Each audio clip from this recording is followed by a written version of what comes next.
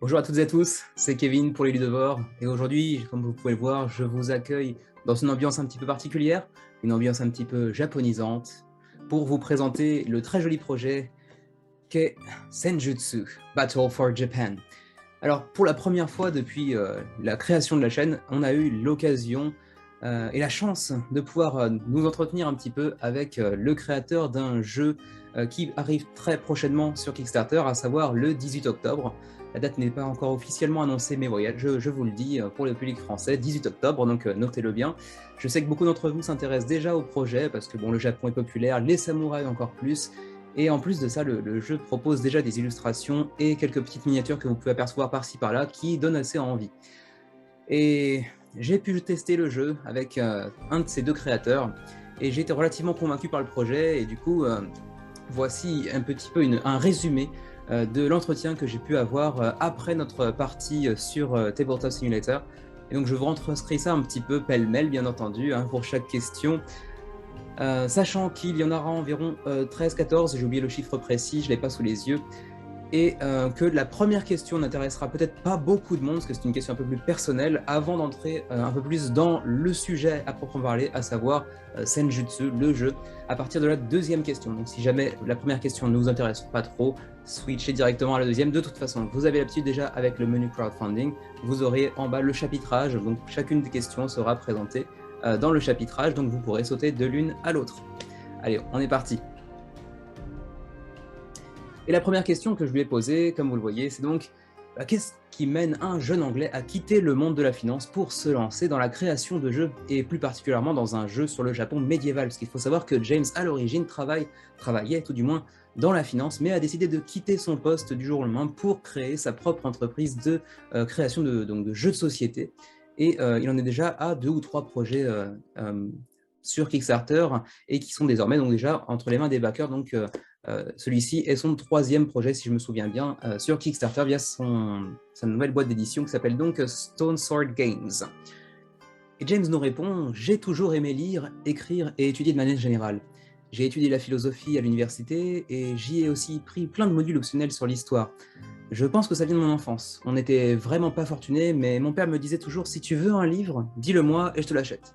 Et j'avais donc une librairie d'1 millier de livres quand j'étais jeune. Surtout des livres sur l'histoire médiévale, certains abordant des voyages dans des contrées lointaines, et de fil en aiguille, je me suis passionné pour le Japon. Le boulot que j'avais dans la finance était tout sauf une source d'imagination, si tu vois ce que je veux dire. Ta seule mission, c'est de gérer le portefeuille d'autres personnes en suivant les fluctuations de la bourse, sans nécessairement prendre de risques. Et j'avais l'impression de gaspiller ma vie à essayer de remplir les ambitions d'autres personnes en essayant de les enrichir. Et à ce moment-là, je vivais déjà à Nottingham, et c'était une ville de gamers avec un tas d'entreprises de jeux de société comme le Games Workshop, Wargame Atlantic, World of Games, etc. Et je me suis demandé pourquoi je ne me lancerais pas moi aussi. Je ferais moins d'argent, certes, mais je ferais quelque chose que j'aime vraiment. Et pour en revenir au Japon, quand j'étais à la fac, j'ai passé un temps fou sur le jeu vidéo Shogun Total War. On y jouait des journées entières, en LAN, tous connectés par des câbles, jusqu'à 4 ou 5 heures du matin. Tellement de bons souvenirs. Et je connais pas mal de trucs sur le Japon médiéval, et je connais pas mal de gens qui sont férus de l'histoire japonaise également. Et je n'avais jamais vu un jeu comme le nôtre avec une vraie précision, une vraie véracité historique. Souvent, les jeux prenant le thème du Japon médiéval changent un peu trop les faits pour les romancer et les adapter au public occidental. Mais je voulais préserver autant que possible l'authenticité du Japon médiéval dans le jeu. Donc voilà pour ce qui est un petit peu le background de son historique en tant que jeune créateur de jeux de société, et puis un peu ses inspirations premières pour créer un jeu sur le Japon médiéval. Bon allez, on entre maintenant dans le vif du sujet avec la seconde question. À partir de maintenant, toutes les autres questions seront bien plus centrées sur le sujet, à savoir Senjutsu, le jeu. La seconde question que je lui ai posée, c'était: quelles ont été vos inspirations concernant l'atmosphère et les sensations du jeu? Et là, pas de surprise, on a quelques références du genre qui reviennent, bien évidemment. Paul, son co-créateur, aime beaucoup s'imprégner du thème. Donc pour ce jeu, il s'est tapé l'intégrale d'Akira Kurosawa, le célèbre cinéaste japonais spécialiste de cinéma de samouraï. Quant à moi, j'aime créer un jeu en partant des sensations qu'on pourra ressentir à travers cette expérience, que ce soit de la joie, de la colère ou encore de la tension. Et je voulais vraiment capturer et reproduire la tension qu'on pouvait éprouver dans un combat. Dans un combat, on ressent forcément une grande tension. On doit prendre beaucoup de décisions dans l'espace d'un instant, et on ne sait jamais vraiment ce que notre adversaire va faire, mais on peut parfois presque le ressentir, le prévoir. Et ça fait partie des choses qu'on voulait vraiment intégrer au jeu. Et petit aparté, pour avoir joué au jeu avec James, effectivement, il y a vraiment une tension qui s'installe assez rapidement dans le jeu, avec une phase assez lente d'observation, en tout cas sur la partie que nous avons pu jouer, qui rappelle un petit peu certains films du genre, notamment de Kurosawa, dans lequel les deux personnages s'observent longuement avant de finalement passer à l'attaque. Et de ce point de vue-là, effectivement, la tension est vraiment présente. Troisième question. Comment décrirais-tu le jeu en quelques mots? Une expression qu'on nous a sortie quelques fois, c'est un jeu d'échecs sexy. Et j'ajouterais à ça un jeu d'échecs sexy avec du bluff. Parce que toi et moi, on a joué sur Tabletop Simulator, donc tu ne pouvais pas voir mon visage. Mais en réalité, c'est un jeu assez psychologique dans lequel tu peux essayer d'analyser les expressions de ton adversaire. Effectivement, TTS ne permet pas d'analyser le regard de son adversaire, les expressions faciales et ainsi de suite. Mais j'imagine très fortement que, étant donné le mécanisme principal du jeu, qui se veut être une pose simultanée de cartes que l'on révèle en même temps, effectivement, ne pas voir le regard de son adversaire, ne pas pouvoir essayer de jauger un petit peu ce qu'il va essayer de faire, c'est vraiment un petit frein que j'ai ressenti durant le jeu sur TTS et qui ne sera pas présent durant le jeu physique, évidemment. Mais j'imagine effectivement qu'avec notre main de cartes, en regardant un petit peu l'adversaire, en essayant de deviner ce qu'il pourra faire, selon la position dans laquelle il se trouve actuellement, dans la posture dans laquelle il se trouve actuellement, parce que plusieurs postures seront également disponibles et qui pourront déclencher différents effets, effectivement, pouvoir être en présence de son adversaire change un peu la donne, je pense. Quatrième question. Qu'est-ce qui rend Senjutsu unique? Je pense que c'est la simultanéité avec laquelle les joueurs doivent jouer leurs cartes à chaque tour, ainsi que l'ordre de résolution des actions qui dépend du choix de la carte. Ça crée des situations de bluff et de tentatives d'influencer son adversaire.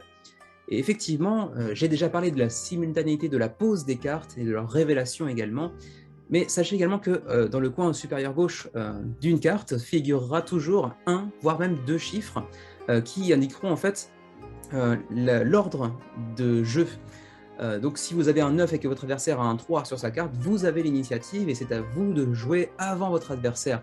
Parfois, vous aurez également deux chiffres présents dans ce coin gauche, avec par exemple un 9 et un 3, qui vous laisseront le choix, l'opportunité de regarder la carte de votre adversaire et de décider s'il vaut mieux qu'il passe avant vous, s'il a plus de 3 par exemple, ou si vous passez avant lui grâce au 9 que vous avez également sur votre carte.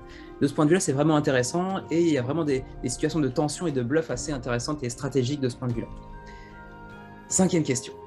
Sur Board Game Geek, le jeu est présenté comme un jeu de duel, mais on peut également voir que le jeu peut être joué jusqu'à 4, voire même jusqu'à 6 personnes si l'on en croit une publication sur la page Facebook de Stone Sword Game.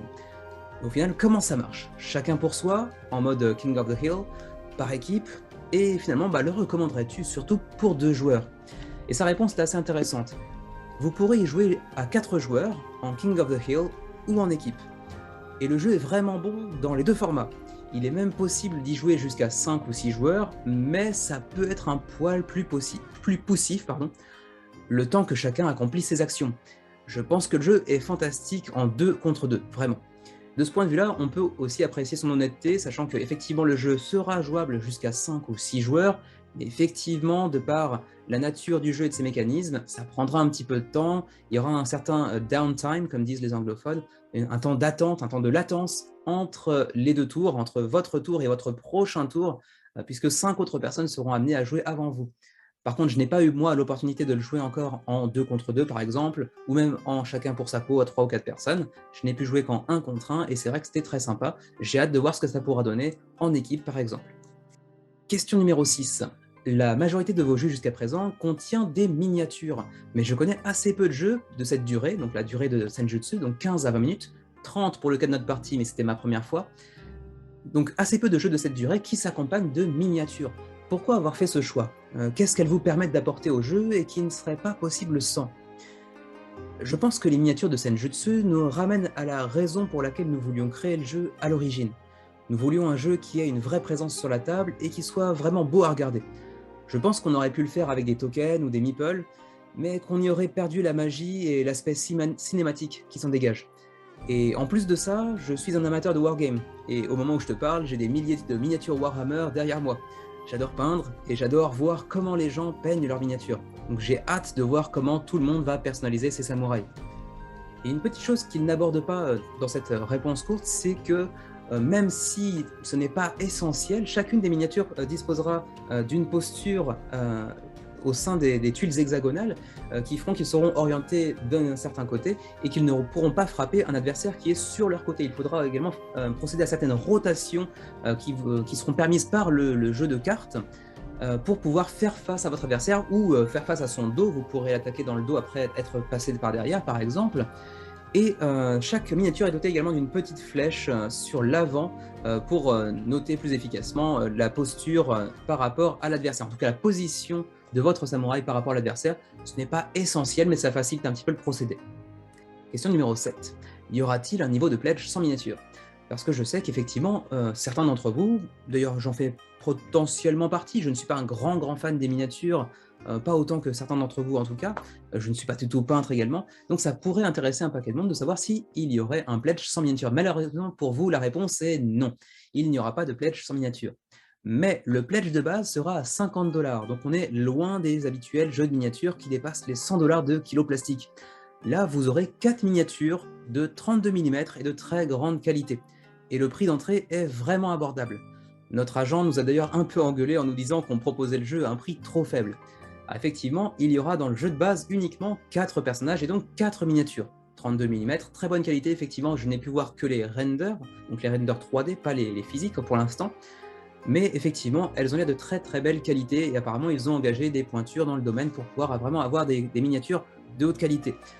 Sachant qu'ils m'ont également montré une miniature qui fera plutôt partie des add-ons dans la campagne que j'aborderai un peu plus tard dans une question subsidiaire, qui elle aura un trait assez particulier, assez innovant dans le sens où il y aura vraiment un sens du mouvement dans les miniatures que je trouve assez peu présent en général dans les miniatures que j'ai eu la chance de voir jusqu'à présent.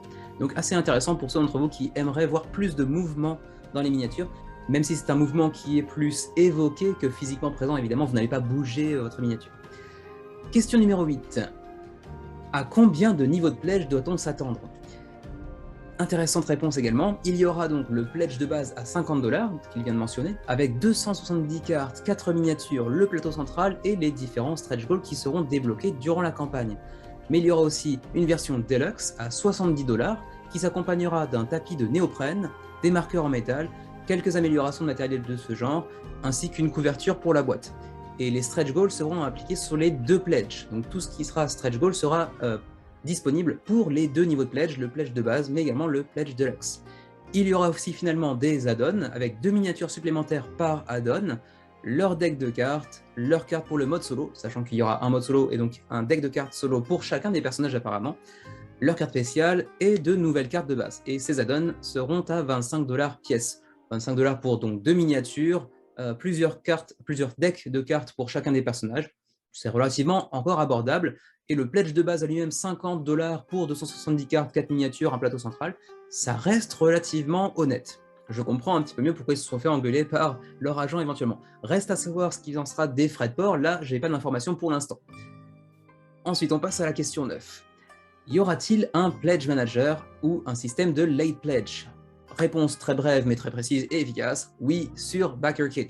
Donc, ne vous en faites pas, vous pourrez mettre 1, 2, 3, 4, 5 livres, je n'ai pas le détail pour permettre le ticket d'entrée au Pledge Manager, mais en général c'est 1 $, un livre, pour accéder donc à un Pledge Manager ou un Late Pledge via BackerKit, donc vous n'êtes pas dans l'urgence, vous n'êtes pas forcé de backer la somme totale d'entrée de jeu.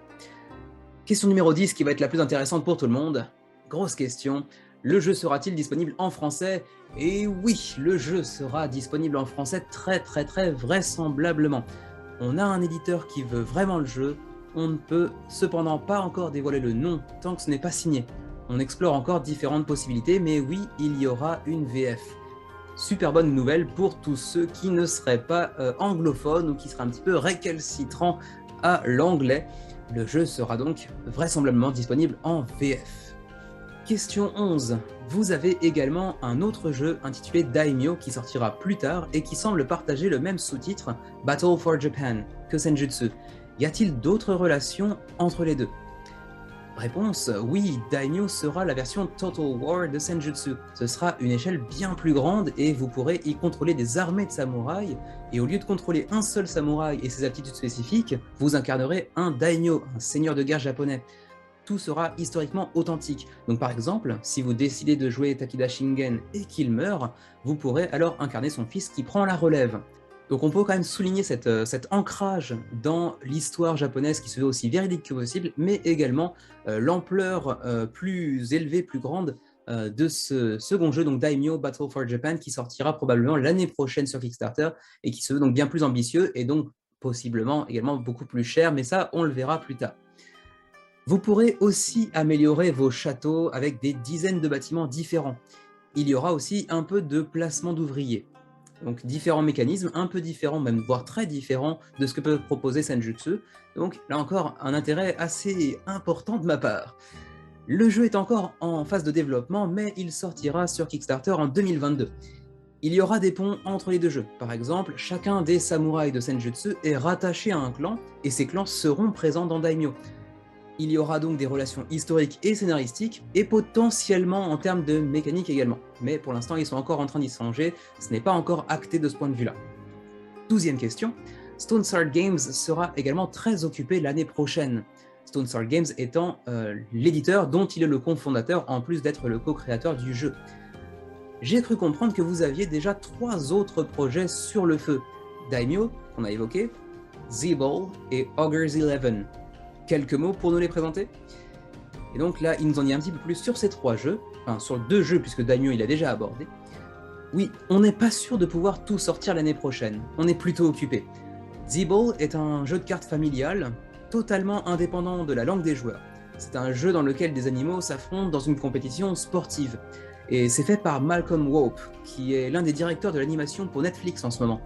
C'est vraiment un super jeu qui peut se jouer en 5 à 10 minutes. Il devrait pouvoir être publié l'année prochaine. Quant à Augur's Eleven, c'est un dungeon crawler, un jeu de cambriolage dans un univers de fantasy avec des épisodes.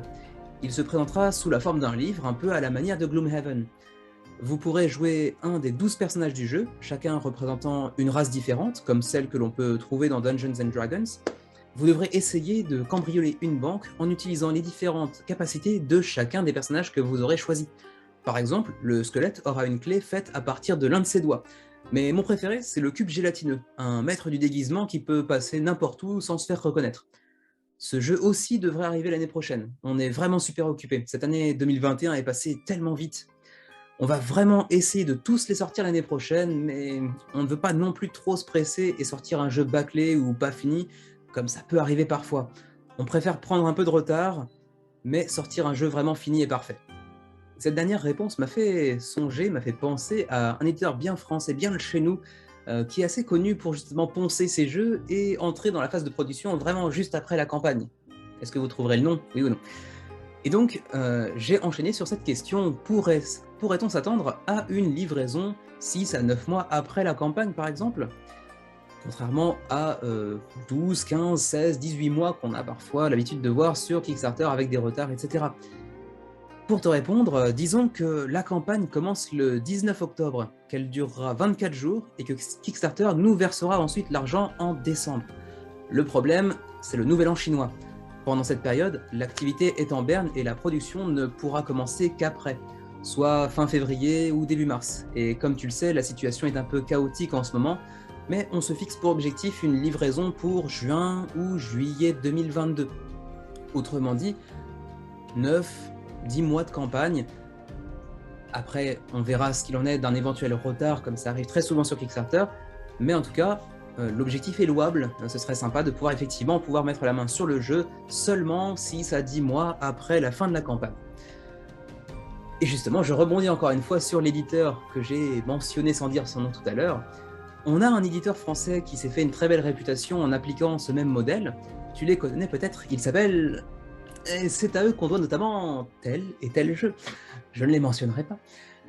Il répond à cela, ah oui, je le vois, je les connais. Eh bien écoute, je vais noter leur nom et j'essaierai peut-être de les contacter en leur disant qu'ils nous ont été chaudement recommandés alors. Donc bon, donc voilà, comme je vous l'ai dit tout à l'heure, via une des réponses de James, ils sont déjà en pourparlers avancés avec un éditeur français pour pouvoir le publier en version française. Ce n'est pas encore signé, mais c'est quand même proche de la signature apparemment. Mais si jamais il devait en advenir autrement, et que d'autres discussions éventuelles avec cet éditeur pouvaient aboutir, peut-être qu'on pourrait les voir chez ce fameux éditeur dont je n'ai pas cité le nom, mais que vous aurez déjà tous imaginé, j'imagine. Voilà ce que je pouvais vous proposer en termes de petite interview pour Senjutsu. On apprend pas mal de petites informations concernant le prix, la date, la durée de la campagne, les inspirations, les différentes références dont proviennent le jeu. En tout cas, j'ai trouvé ça très intéressant. Le gameplay m'a plutôt convaincu de mon côté, des parties rapides, avec un vrai goût de reviens-y, de revanche, de petits tournois éventuellement entre amis, apparemment aussi avec la possibilité de jouer à 2, 3, 4, 5, 6 joueurs en équipe ou en chacun pour soi, donc tout un tas de modes de jeu intéressants, relativement abordables. Reste une chose, c'est que j'aurais bien aimé vous le présenter en physique, plutôt qu'en TTS. Et ça va se faire. Ça va se faire parce que James a accepté de nous envoyer son dernier prototype, qui était normalement réservé plutôt pour l'Europe, mais il a décidé de nous l'envoyer pour qu'on puisse, après avoir négocié un petit peu, prendre un petit peu des photos, voir des petits morceaux de vidéos devant certains sites historiques japonais pour en faire un peu la promotion. Et donc on pourra vous présenter le prototype théoriquement pendant la campagne. On a eu des pourparlers un petit peu tardifs et du coup, vu la situation du fret actuellement, le prototype nous arrivera certainement durant la campagne et non avant la campagne. Donc on devra essayer de faire rapidement une vidéo, un montage rapide pour pouvoir vous le présenter un peu en détail, notamment en termes de matériel, pour pouvoir vous donner un aperçu un peu plus concret du jeu, mais avec un tout petit peu de retard par rapport au début de la campagne. J'espère que ça ne vous dérangera pas trop et que ça vous fera quand même plaisir d'avoir éventuellement quand même une équipe de vidéastes qui proposeront un petit peu de contenu sur ce jeu qui est donc Senjutsu et qui moi m'a beaucoup convaincu. J'espère qu'il en sera de même pour vous. J'espère ne pas vous avoir trop moubouré non plus, même si je sais que pour certains d'entre vous, il n'y aura pas grand chose à faire pour faire franchir ce pas. On verra bien ce que ça donne. En tout cas, moi j'attends la campagne avec impatience. Je vous en dirai plus dès que j'aurai le prototype. Sur ce, merci de nous avoir suivis. N'hésitez pas à lâcher un petit like, un petit abonnement si ce n'est pas encore le cas, pour nous encourager à contacter de plus en plus d'éditeurs pour qu'ils puissent nous faire confiance avec leurs prototypes et qu'on puisse vous faire de cette petite preview qu'on a hâte de pouvoir entamer, notamment avec Senjutsu. Qu'est-ce qu'on pouvait faire de mieux qu'un jeu sur le Japon pour faire notre première preview? Allez, merci encore à tous pour nous avoir suivis sur cette nouvelle vidéo. On se retrouve très prochainement avec le prototype. À la prochaine!